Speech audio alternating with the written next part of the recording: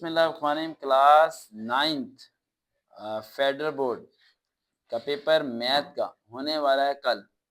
ठीक है, हम 9 फेडरल बोर्ड मैथ के पेपर में इंपॉर्टेंट क्वेश्चंस और कुछ आपको टिप्स देने लगे हैं। हमारा फेस तो आपको नजर नहीं आएगा, लेकिन आपको किताब लाजमी नजर आएगी। ये क्लास 9th मैथ है, राइट?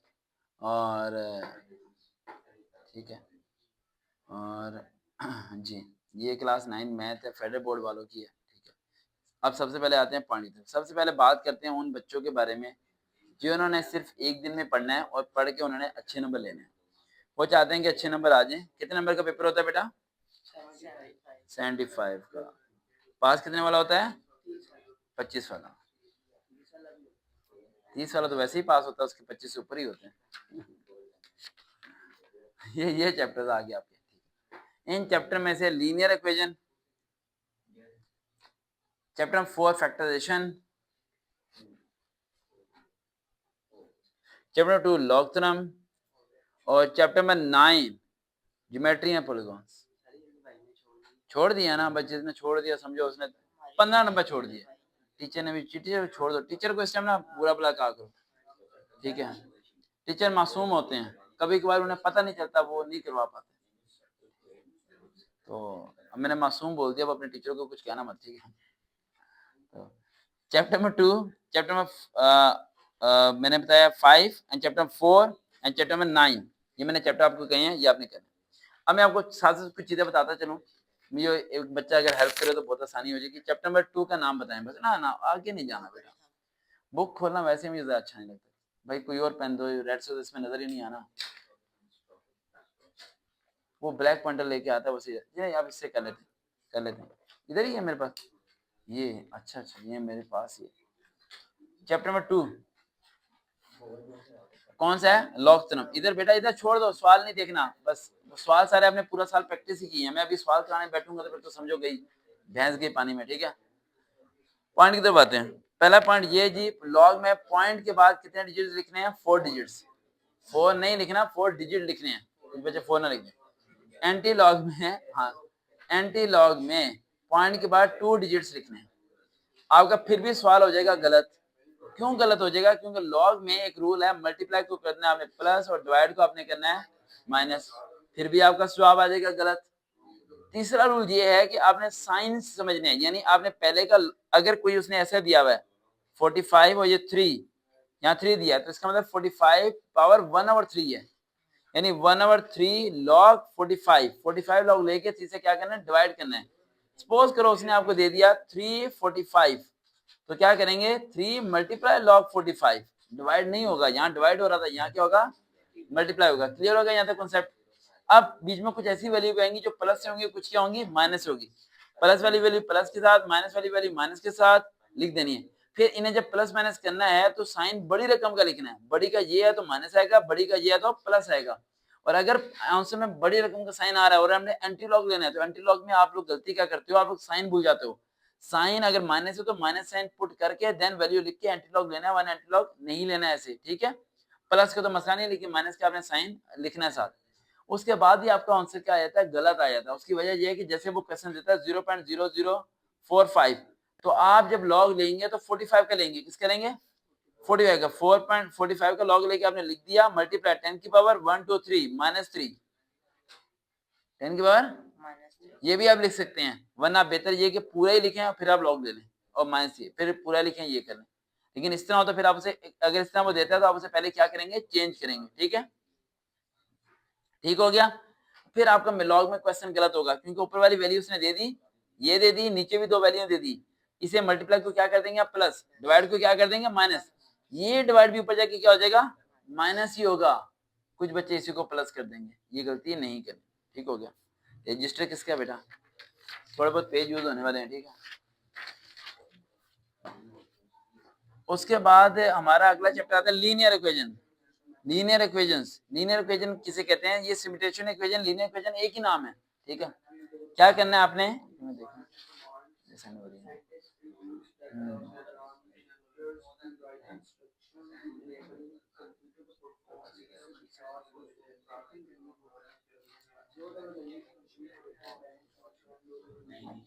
उसके बाद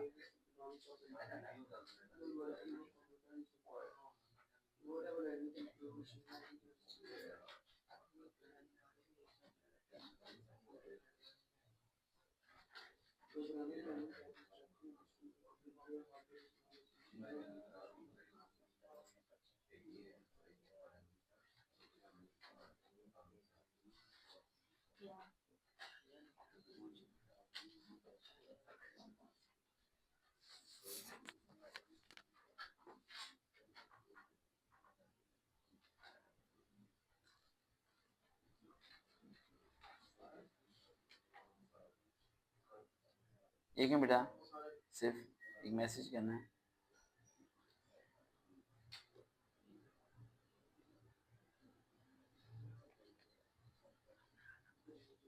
हाँ जी। इसमें जो भी आपको उसने क्वेश्चन दिया है 3x + 2y 4 5x - 2y = 3, आपने x को सेम करना है। किसको सेम करना है? x को। साइन भी और अमाउंट भी क्या होने चाहिए? सेम। 5 पूरा इससे मल्टीप्लाई, 3 पूरा इससे मल्टीप्लाई। अगर साइन चाहिए तो साइन भी मल्टीप्लाई करेंगे। कोऑर्डिनेट इक्वेशन में कोऑर्डिनेट इक्वेशन आती है? नहीं है। उसके बाद आपका आता है हमारा इनइक्वालिटीज। इनइक्वालिटीज में भी ये पहले दोनों साइडों को इक्वल करना है, कोई एक वैल्यू को इक्वल करना है तो फिर उसके आंसर निकाल के फिर पहली वाली वैल्यू में क्या करना है? पुट करना है, फिर y की वैल्यू आएगी। प्रैक्टिस कर लेना। आगे आता है ज्योमेट्री एंड पॉलीगॉन्स। ज्योमेट्री तो आती है ना, सिंपल से आपको 3-4 बातें बता देता हूँ। जो बड़ी वैल्यू होगी सेंटीमीटर वाली, वो लाइन लगानी है नीचे, और अगर ए के साथ जो उसने डिग्री दी है वो ए के साथ बना दें, बी की बी के साथ बना दें। आसान है, मुश्किल नहीं है, इसे कर लेना आप लोग। उसके अलावा अगर वो बच्चे जो कि ज्यादा नंबर लेना चाहते हैं, होगी 5 बुराइयां, 5 अच्छाइयां भी लिख दी। जिंदगी का कोई ऐसा वाक्य लिखो जिसे आप भूल ना सकते हो,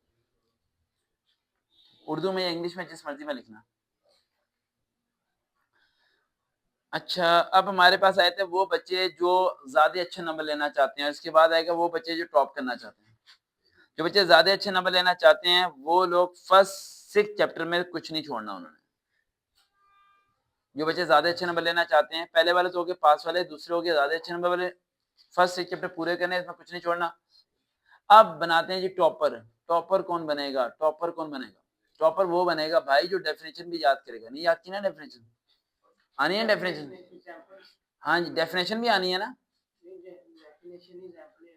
डेफिनेशन भी आनी है। इसमें भी आई थी बेटा, पुराने देखे पेपर?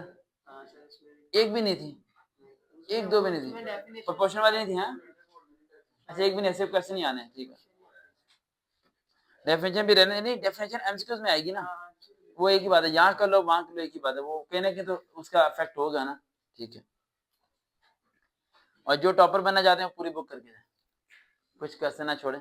एक ट्रिक बता रहा हूँ लास्ट टाइम, आप ज़हन में रखिएगा। अगर वो बच्चे जो टॉपर बनना चाहते हैं 5 काम करें तो टॉपर बन जाएंगे मैथ में। पहला पॉइंट नंबर 1, जो भी आंसर आप लिखेंगे वो ब्लू मार्कर से लिखना है या ब्लू पेन से। आंसर आपने उस कलर से पेन से नहीं लिखना जिससे आपने सॉल्व किया। पॉइंट नंबर 2, रफ वर्किंग जब करनी है तो आपने शो करनी है रफ वर्किंग। रफ वर्किंग जो कहते हैं ना, हमने दिमाग में कर ली, वो पेपर भी नंबर भी उसके दिमाग के मुताबिक ही देता है। रफ वर्किंग आपने रफ में करनी है, यहाँ साइड पे लाइन लगा के, ताकि उसे शो होनी चाहिए। पेन से करनी है, पेंसिल से रफ वर्किंग नहीं करनी। पॉइंट नंबर 3, मैथ में पूरे नंबर लेने का तरीका। आप जब पेपर आप जब की बुक देखते हैं तो उसमें कुछ वर्ड्स यूज होते हैं, लेट, सपोज, गिवन, कॉमन। यानी आप कॉमन ले रहे हैं तो आप कॉमन लें। आप यहाँ पर हमने किया 5 को सबसे मल्टीप्लाई, आप लिखें मल्टीप्लाई बाय 5 इक्वेशन नंबर 1। समझ आ रही है? ये दिमाग की दही बन रही है। ये पॉइंट्स अगर करेंगे तो टॉप करेंगे। मेरे 100 में से 98 मार्क्स थे। ठीक है, जब 9-10 कंबाइन थी फेडरल में 2007 में, आधे से ज्यादा स्कूल फेल था, इसलिए मेरी पोजीशन आ गई थी। हाँ ठीक है, समझ आ रही है? पोजीशन इसलिए भी आती है कि आप लाइक होते हो। कभी कभी पोजीशन इसलिए आती है क्योंकि कोई पास नहीं होता और आप पास ही होते हो। ठीक है, ये भी होता है। ये चीज है, समझ आई? इस चीज को करना है। जैसे रेहान है, उसके गुलबर्ग कॉलेज में स्कॉलरशिप लग गया, पूरे गुलबर्ग कॉलेज में फर्स्ट आया वो। अच्छा, एक सवाल था कि ई शीट पे होता है तो उस पे ना रफ पेज भी दिया होता है, तो उसी पे ना कर लेना। आप उस पे कर लें बेशक, उस पे रफ पेज पे कर लें। वैसे बेहतर यह है उस पे ना करें। आप उसी शीट पे गंद मचाएं जिस पे आप पेपर करें, ताकि क्योंकि जो पेपर चेक करने वाला बंदा है, कल मैंने आपको उसके बारे में बताया था, स्केच बन गया दिमाग में, छोड़ेगा नहीं वो बंदा आपको। समझ आई? बी रिलैक्स, ठंडा रखना है बंदे को, गुस्सा नहीं आना चाहिए। पेपर चेकर को जरा गुस्सा ना आए। ठीक है। कराची वाले तो कुछ अलग करते हैं, ये तो लाहौर वाले अच्छा नहीं करते। कराची वाले तो नोट चिपका देते हैं पैसे उसके साथ, पेपर के साथ, ताकि उसे गुस्सा ना आए। तो आपने ऐसा नहीं करना, ठीक है। यहाँ पंजाब है बेटा, यहाँ फेल कर देंगे, ठीक है। कराची का अलग सिस्टम है। कराची में 1000 का नोट ना स्टेपलर कर देते हैं साथ, पेपर के साथ ही, ताकि पेपर चेक है, जब खोले तो वो कहता है अच्छा अच्छा अच्छा, उधर ही ठंडा हो जाता है। हाँ हाँ हाँ हाँ, हैं ये क्या बहुत ज़हीन है। लेकिन कराची की एजुकेशन की इतनी वैल्यू नहीं है ना। आप कराची वाले स्टूडेंट वीडियो सुने तो नाराज मत होना बेटा।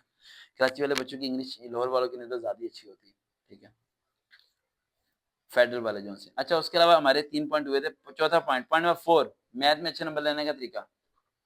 जो क्वेश्चन आप सॉल्व करेंगे उस क्वेश्चन को इतना बड़ा करके नंबर लिखना है। क्वेश्चन में 4 करें तो 4 लिखें, ये लिखें।